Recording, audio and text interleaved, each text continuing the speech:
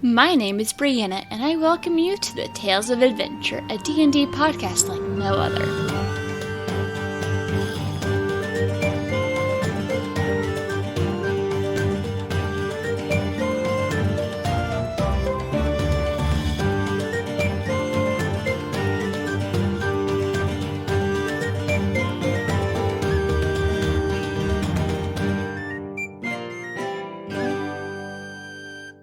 My name is Angela McCain. You can find me on Twitter at darling_gypsum.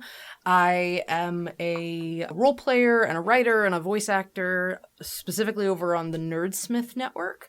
And I make a bunch of cool nerdy stuff. That's my job. I play a character named Adelaide Chaucer on Shenanigoons, which is a live stream D&D show.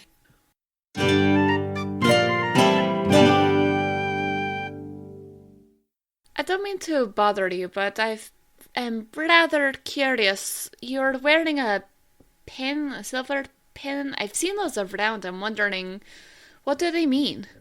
Well, it's a symbol for the Birchfield Institute, the very large building you would have seen in the middle of town.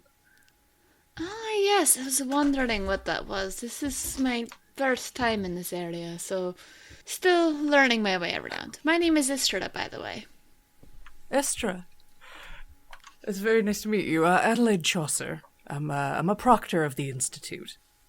The pleasure is mine. What does a proctor do with this institute? Oh, well, we are the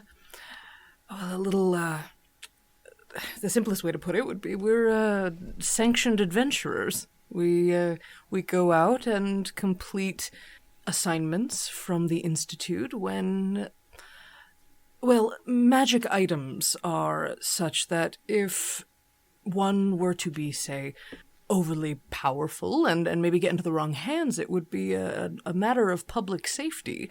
So we seek out magic items and bring them back to the Institute for study and safekeeping.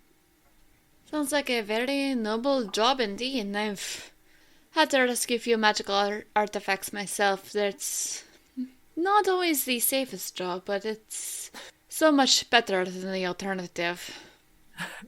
It has certainly not been an easy job, but I do like to think it's somewhat noble, sure.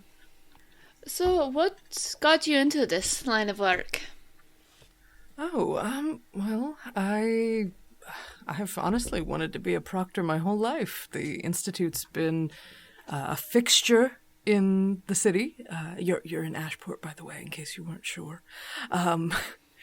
It's been, as I said, a fixture of the city before I was born, and the principles that it espouses of both trying to keep the common folk safe, but learning as much as it can about the arcane and the mysteries of the universe, not to mention the little hint of danger and glory, that didn't seem like there was any other choice for me, to be honest. The adventurer life may not be for the many, but I can't deny, the call is very hard to ignore when it's for you. It has been a life's work to get to this point, so I'm very proud of the work that we've been doing with the Institute. What has it been like to work for the Institute? Well, there's, a large organization is going to be fraught with bureaucracy, but there've been a number of very talented, very unorthodox folk that I've had the pleasure of working with, and we are usually organized into teams by ranking. You can see I'm currently, not for very much longer I imagine, a silver grade proctor, and we are sent on, say, if the copper were sent on just sort of fetch quests, if you would, we're tasked with collecting things of a slightly more dangerous nature, things that might require more cunning and manpower to get access to, things that would be quite dangerous if left to the hands of someone with a slightly more selfish motivation. So we're given our assignments. We have access to a quartermaster who gives us access to a number of items and potions and spells that we could use on our trip. So it's basically a library. We check things out, and if we don't use them, we can give them back. But yeah, we're sent out and complete our mission, come back, get a pat on the head, I suppose, and continue on from there. So do you work alone or do you work with others? No, I have a team. I'm part of a team. We all sort of stumbled into the Proctors together. Let's say we had a bit of an audition as a more freelance, lower level kind of job, and then all were promoted to Proctor because we succeeded. It might be a little stretching the term, but we impressed someone and were able to get on board. 1, 2, 3, 4. There's 4 others, 5 of us total in my group. We have a cleric of the Knights of Joy and Sorrow. She's very young, but very devout, and does not have a lot of patience for foolishness, which is good, keeping us on task. We have an archaeologist. He's another of our folk. I don't like using the word thief, but he does have a bunch of extracurricular skills. And we have a swordswoman, a bard by trade. So there's a bit of a mix between us. I'd like to think we balance each other out in terms of skill sets. That might be why we're as successful as we are. A good balance of skills is good to have, especially when completing dangerous jobs. I've learned that myself. Having a collection of rogues, or as they like to call themselves sometimes, recovery specialists. That's a very good euphemism for that. I like that. I should let him know. I don't remember who came up with that, but I'm sure they wouldn't mind you using it. But they're really good at sneaking around and getting too hard to find things, but when push comes to shove, you may find yourself alone in a room of Goliaths. Oh my. I mean, I like to think of myself as a little bit light on my feet as well. We tend to be the ones that scout out ahead of things, since we can keep fairly quiet. But our bard, she's been dabbling a bit in his skill set, so I might have a run for my money on that. Like I said, it's good to have a variety, especially if these skill sets are yours. Absolutely, I agree. I honestly have been dabbling a little bit in myself into the arcane.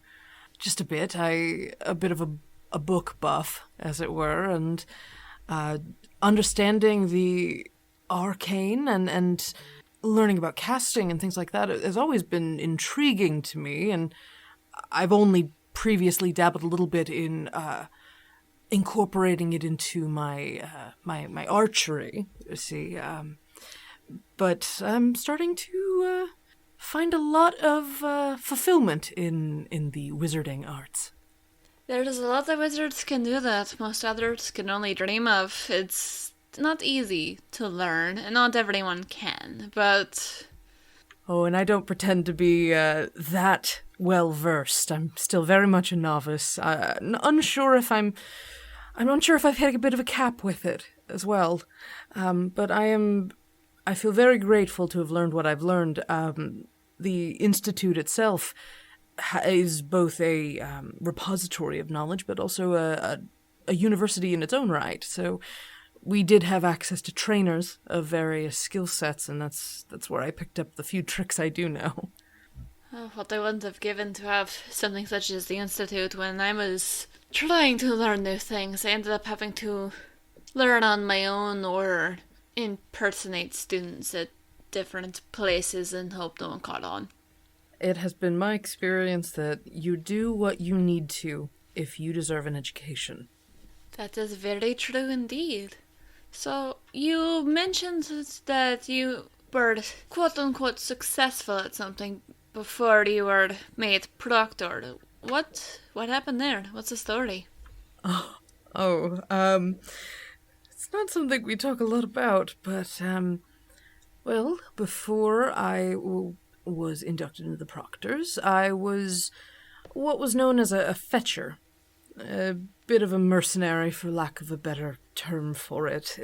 It mostly just means that jobs that the Birchfield don't really want to admit they need done, they reach out to more freelance folk to get that done, and so a number of jobs I had previously had involved bringing personnel back to the Institute if there was some sort of, let's say, HR disagreement, or if someone had confiscated property they weren't supposed to leave the Institute with.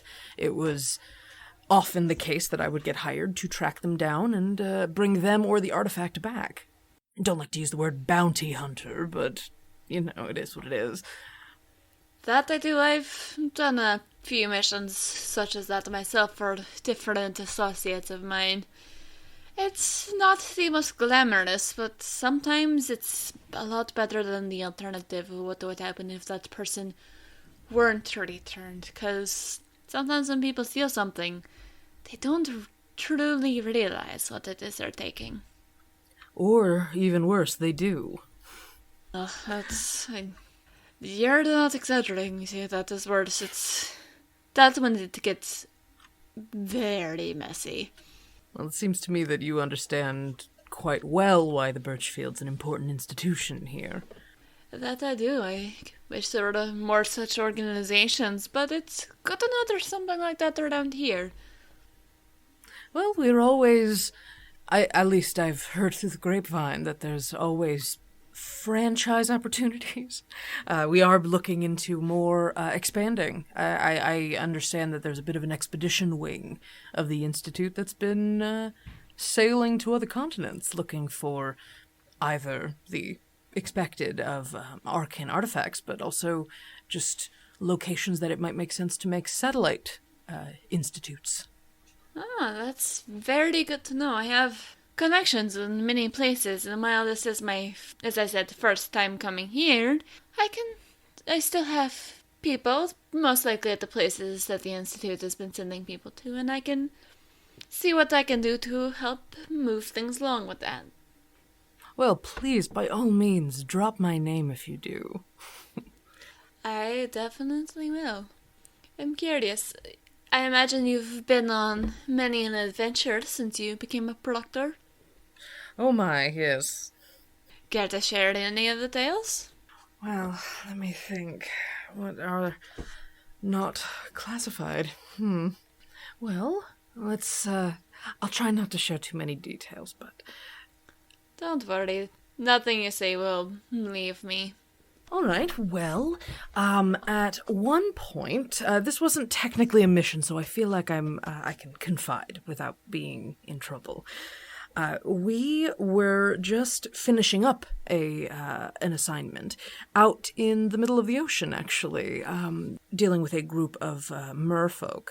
But that's not the story I'm telling. After we were done with that mission, we decided we had some leave. We had some time to ourselves, partly because the voyage back was going to take so long. So we stopped at an island. And this island was very much a beach resort. I'm not that interested in the parties that they have at places like that, but it was at least a little relaxing. But one of my party mates, she found herself in the possession of a small idol. It seems that a child at the resort had pocketed it in her bag, and she suddenly found herself beset by all sorts of terrible luck. It was the weirdest thing. Things would drop as she walked by, or she'd lose something very important, or a step would break the moment she touched it. It was rather inconvenient and not a little bit embarrassing for her occasionally. And we found that there was a myth on the island that this particular idol would curse you unless you gave the idol to someone else. And bless her heart, Bonnie, she couldn't bring herself to give it to someone else. She didn't want to put a curse on anyone. I appreciate her good nature, but at the same time, we had a job to do and we had to go home, and I didn't want the ship to sink on her or something. That would be very unfortunate. Yes, so it took quite a bit of convincing, and eventually she didn't have to curse someone else directly. There was a fellow who apparently had taken it as his life's journey to sacrifice himself on the volcano on the island, and the fellow offered to take the idol off her hands and jump into the volcano with the idol. That also took quite a bit of convincing even then to let her give it away. I'm worried about that man. What in the world would lead someone to do that? I think it might have had to do with some visions. I think it had to do with some other, there might have been a dash of immortality placed upon him that he didn't want anymore. I don't, I'm not 100% sure at this point. It was a bit of a while ago. The main thing I remember is on our way back. Turns out he survived and the island didn't want him. So the idol was destroyed, but he was fine, which I still don't pretend to know why. But that was one of the more unusual days off we've had. It was his bad luck that what he wanted to happen didn't happen. Huh. That's not a bad reasoning. Sure, let's go with that. But that was the oddest vacation we've had. I would hope so. Not the oddest day. Oh, so you have a stranger story. I have resigned to the fact that every day is strange when you work for the Birchfield. Not always bad, but always strange. Going after magical artifacts, I don't think it could be possible to be any other way. I would caution, you're more than welcome to go to the Birchfield. There is an archive there that you can procure access with a donation, I believe. But I would be wary of spending too much time there on your travels, or at least be prepared for side effects. The Birchfield's a bit unusual in the concentration of artifacts we've collected, and people tend to report odd goings-on when they spend a lot of time there. Huh? How so? Well, I think the technical term they've used is magic poisoning. Magic poisoning. Now, don't get me wrong, it's not a disease or anything. It is apparently contagious, but it is temporary. One of the reasons not everyone's built to be a proctor is the willingness to be exposed to arcane energies that can be a little on the chaotic side. What ends up happening with most proctors who spend an extended period of time with the Birchfield is, well, sometimes random things happen. Can you give me an example? Have you experienced this yourself? Yes, unfortunately. Well, our handler, the one in charge of our group, I once saw him regurgitate an entire shield. He had not eaten one.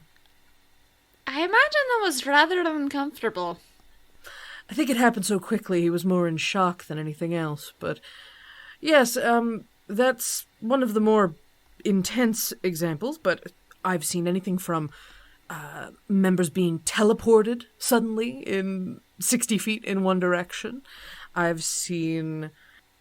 There was a moment, I didn't myself experience it, but another one of my team members swore that we all suddenly looked and spoke like her for a few minutes. I didn't notice a change, but apparently it only really affects the person who's seeing it. Nobody else notices. It has been a challenge occasionally. Some of them have been more troublesome than others. some of these magic poisoning, let's call them effects. But part of our training as proctors is to sort of roll with the punches. So being able to adapt to those effects is part of the job. It sounds very similar to what happens with some sorcerers who the magic can run rather wild at times. Yes, I have heard of such things. It's been... I've been told there may be some sort of connection there between the types of magic surges we experience. I don't have access to that exact knowledge, partly because I believe it's still being investigated by our Institute scholars. Now I'm wondering what would happen if such a sorcerer were to spend a lot of time at the Institute. Oh my, I could not imagine anything particularly relaxing. I imagine it could range between more chaos than normal and the worst possible idea. Some of the members of my party would love to see it. Let's say I'm probably the more wet blanket of the group. It's good to have a balance, especially when dealing with magic such as that. I've been referred to as the team leader, which I still insist is not true, and glue, or the person that keeps us on task. And despite that, I'm not sure that I actually succeed at that usually. Well, as long as there's someone trying, and I don't see why that would be such a bad thing to be considered the leader. Leaders don't often get to choose if they're leader. No, they also don't get to not take credit for successes and failures. So I like sharing in that way. As do I. But in the grand scheme of things, I would say that our proctor team is, if not exemplary, we're at least a good example of the kind of go-get-it attitude that the Birchfield needs more of, if you ask me. I'm curious, who would you say is the head of the Birchfield Institute? There's a board of directors, actually. There's, I believe, 7 of them. They oversee different departments, but the namesake and technical head of the Institute is a man named Ulysses Birchfield, the head director, I suppose you'd call him. Thought that name sounded familiar. I believe I've worked with him before, a long time ago. I assume he had some sort of more active role. He certainly spent his life building the Institute up, so I'm not surprised. His family's quite old in the area. They have a bit of a reputation. So I've remembered. First part of I came here is I got a message from an old contact and asking to meet and catch up, but honestly, they used the code name that I didn't recognize, so I've been trying to figure it out who I've been supposed to meet all day. Oh, subterfuge will get you every time. That it will, because it was back when we were working on something that required it. Well, I don't know if I would be of any help trying to ascertain that, but I hope you the best of luck trying to figure out who you're supposed to speak to. I'm sure I will find a way. They gave me a location, so I'll figure it out where it is tomorrow. I don't have to meet them till later this week. Well, and if you require any assistance with anything, as I said, Birchfield's got a relatively open door policy when it comes to public requests. It's very good to know. To a point. Understandably so. I imagine certain knowledge must be kept out of the public light. We try to make the best judgments that we can. Of course. It's difficult when dealing with stuff that's hard to control or understand, or things that are particularly powerful and dangerous, especially with how greedy people can be. Well, certainly self-interest can be the worst enemy of anyone trying to work on protecting people from magic. Well, I'm not sure that people have to be protected from magic in general, but there are plenty of people with ill will, and we're at least trying to curb that somewhat. Protect the people from certain people with magic. Sure. The Birchfield tries its best. There's also, as I had said, study is a major component, so research into these artifacts in order to improve everyday life is also a part of the Institute's ethos.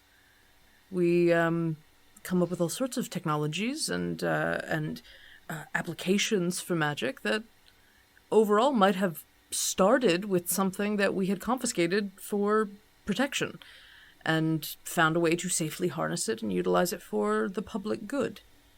I can definitely admire that.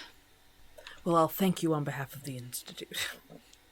So what are some other interesting missions that you've been on, or artifacts that you may or may not have come across?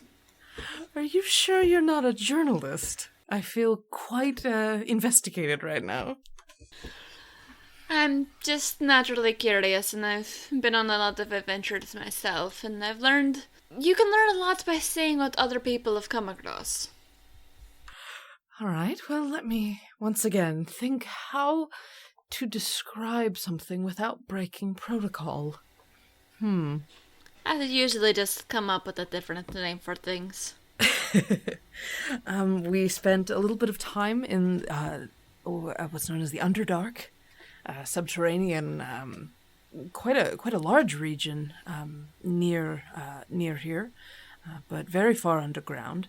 We traveled for quite a while in what would have been pitch dark, which was a challenge for a few of us who don't have the gift of dark vision. But we were there for several. For I believe several weeks. It was a little hard to tell what time it was. That it is when there is no light. Not a fan of the Underdark. No. It wasn't an experience, but I'm not sure I'd want it again. Most don't. Well, we did make a few friends, a few allies that we've seen a few times now. There's a goblin village down there.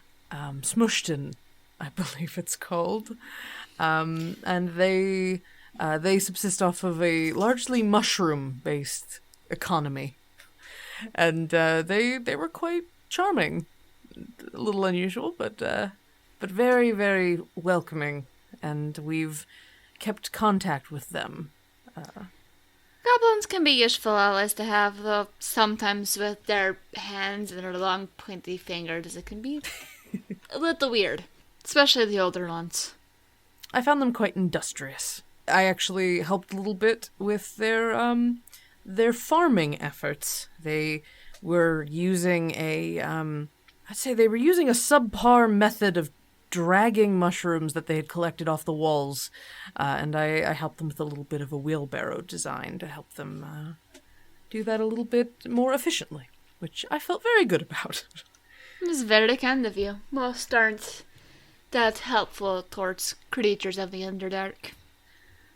I'd be lying if I said it didn't come from a itch at the back of my head watching someone do something that I thought could be done better. But I am glad that I was able to help them overall. That's probably the most charming that the Underdark got, to be honest. Unsurprising. There's some nasty creatures that live down there.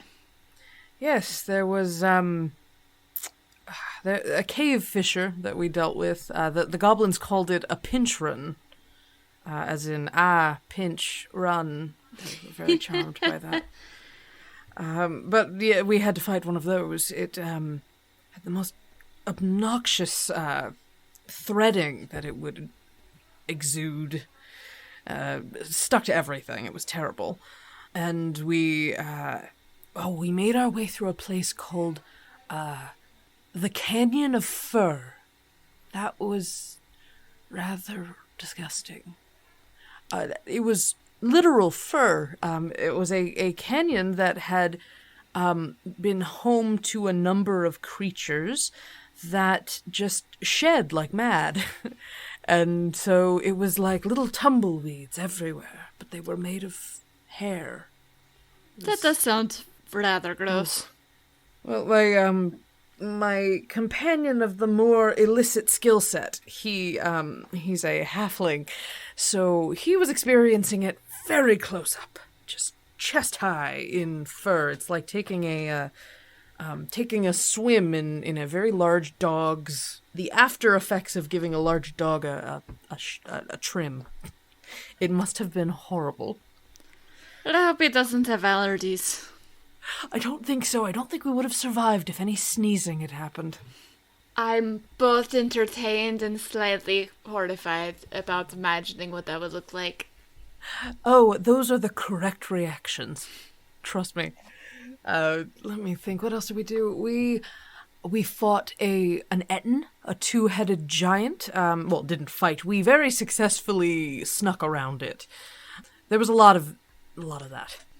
Smart move. Why fight something that you don't have to kill when you can easily go around it? I wouldn't call it easy, but at least we managed to.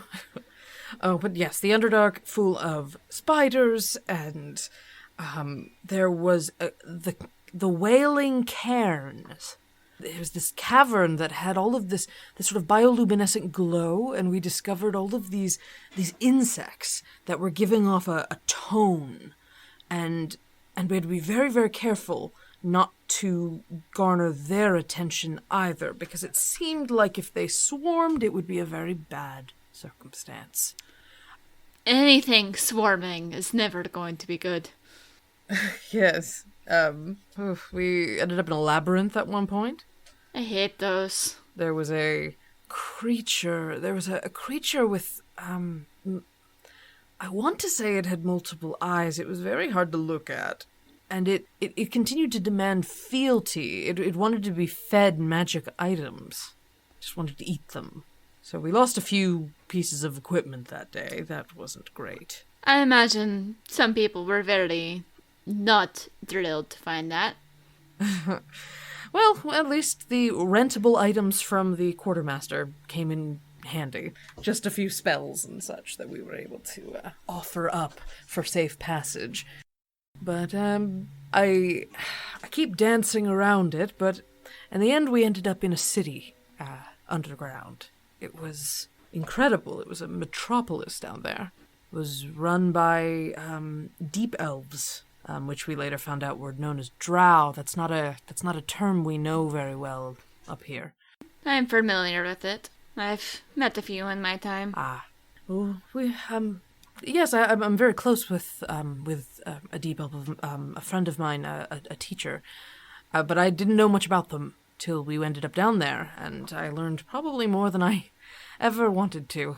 There's a lot of sacrifice and spider worship going on. Not my two favorite subjects. Yes, well, I have always assumed that might have been an outlier in terms of the sort of folk we'd meet down there. The friend of mine, he lives here in Ashport, very unlike that, and I believe that he's spoken vaguely of other settlements that are not quite as draconian as that place. So it can't be all bad, I assume. Yeah, the drow don't always have the easiest life, especially considering how most people look upon them with cities like that. Yes, it's always the loudest examples that tend to make the biggest impressions, I'm afraid.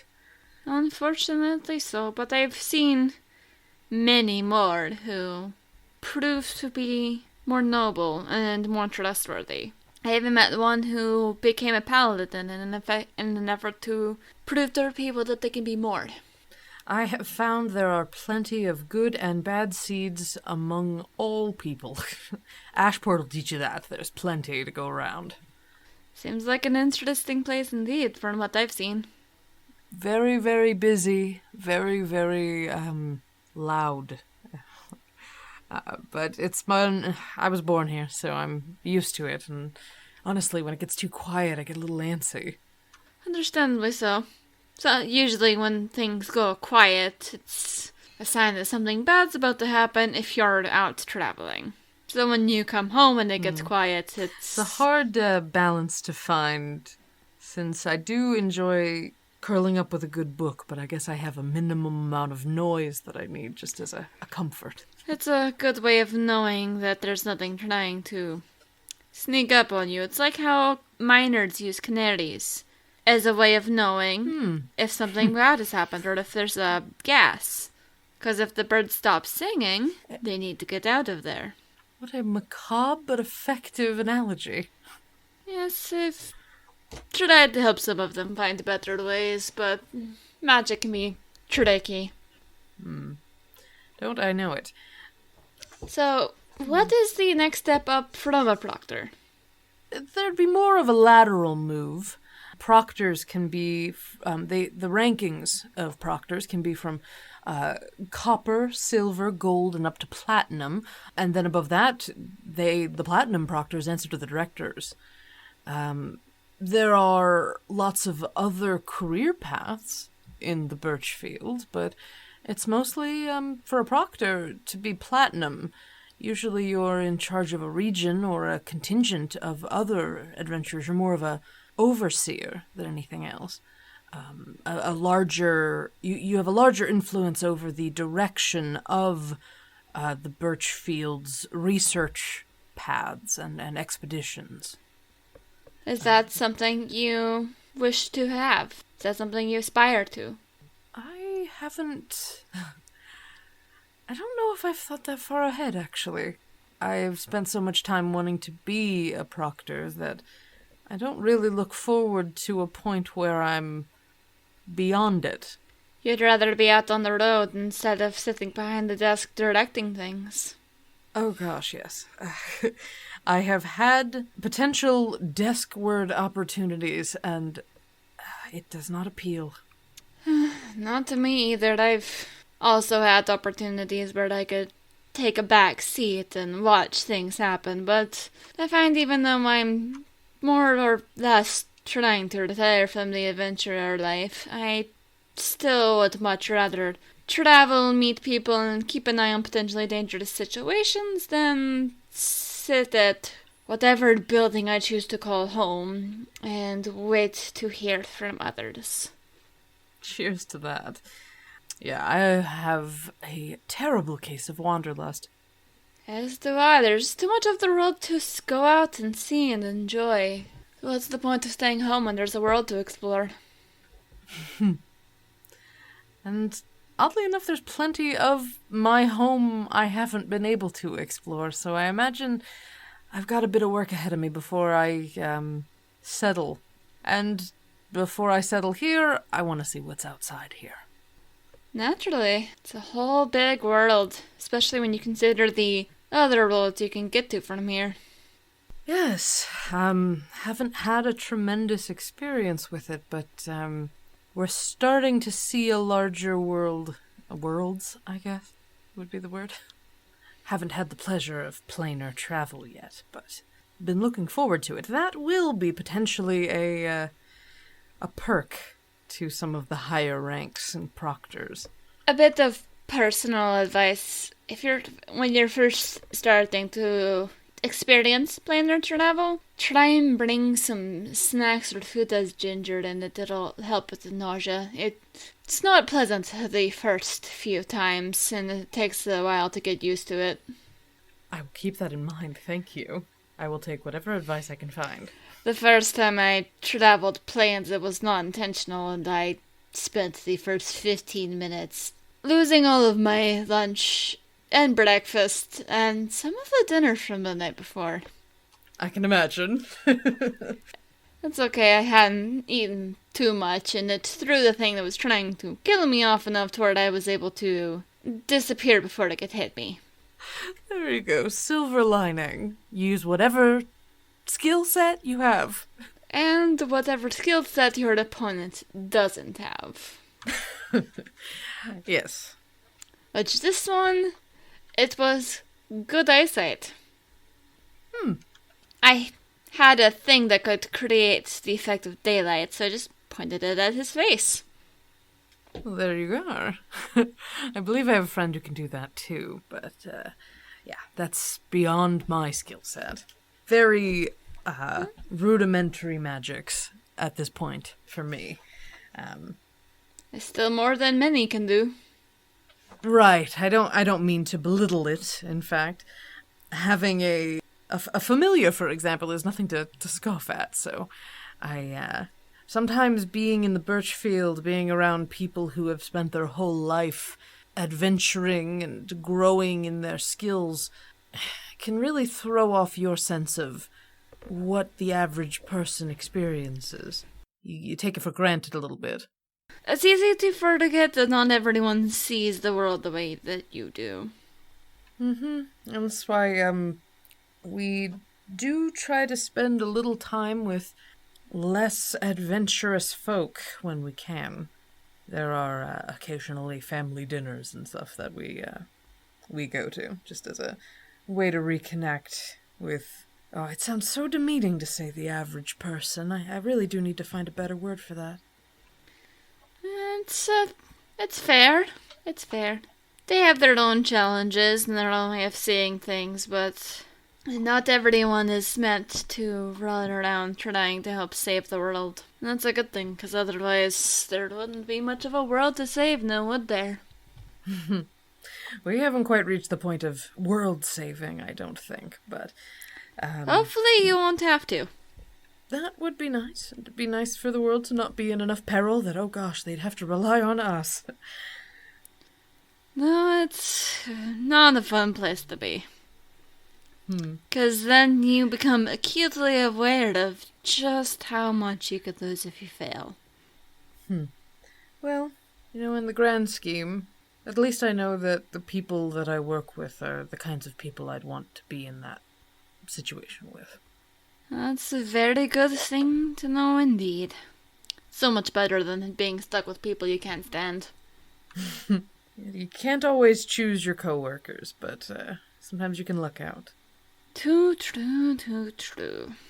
So has there been anything particularly unique or different going on around here recently? Oh gosh, we've been darting in and out of town so often lately, I'm not even sure. Yeah, I mean, things have been going steady in Ashport as far as I know. Plenty to do, plenty to see. We're technically a port, so there's a lot coming in and out from coast side.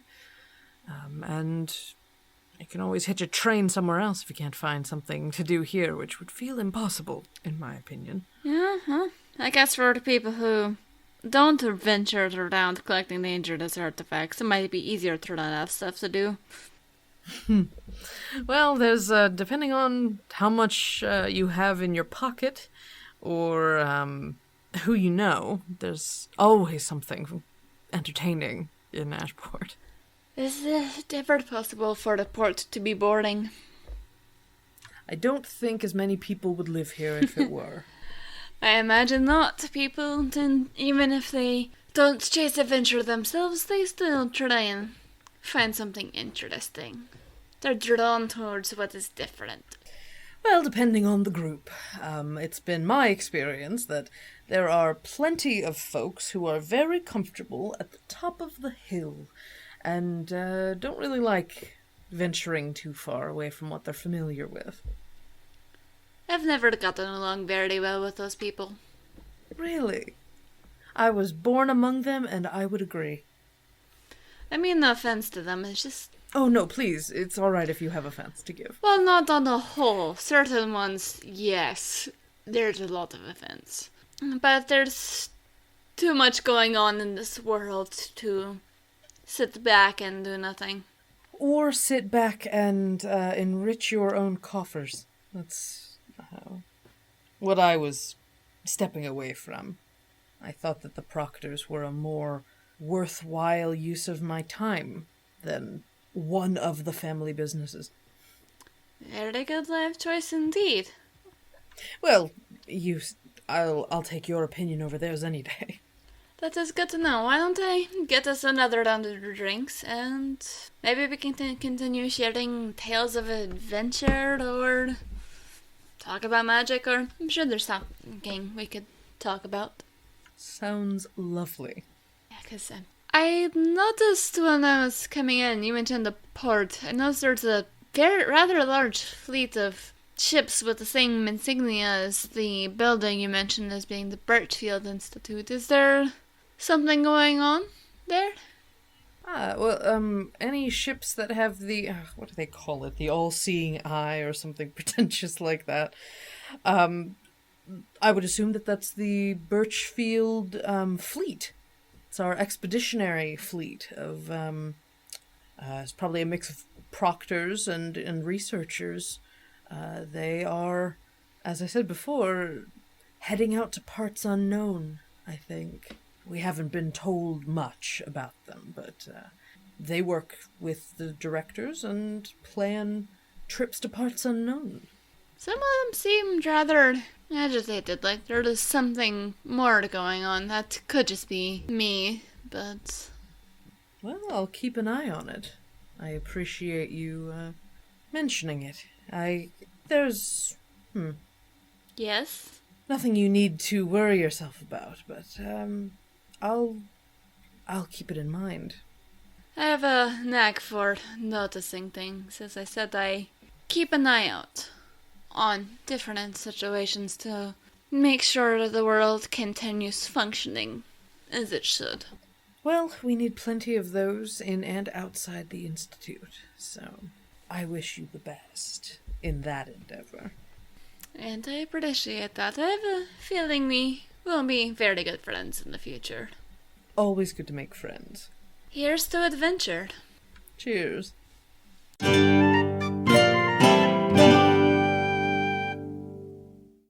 Tales of Adventure is directed and produced by me, Brianna Toiber, as part of Pseudonym Social, a creative podcast network. The music is by Patrick Chester of Chester Studios. To see more of his work, visit his website at chesterstudios.net. Find out more about Pseudonym Social by visiting our website at pseudonymsocial.wordpress.com. If you like what I'm doing and would like to support this podcast, please go to patreon.com/pseudonymsocial. You can also leave a review on iTunes to make our show easier to find for those who need it.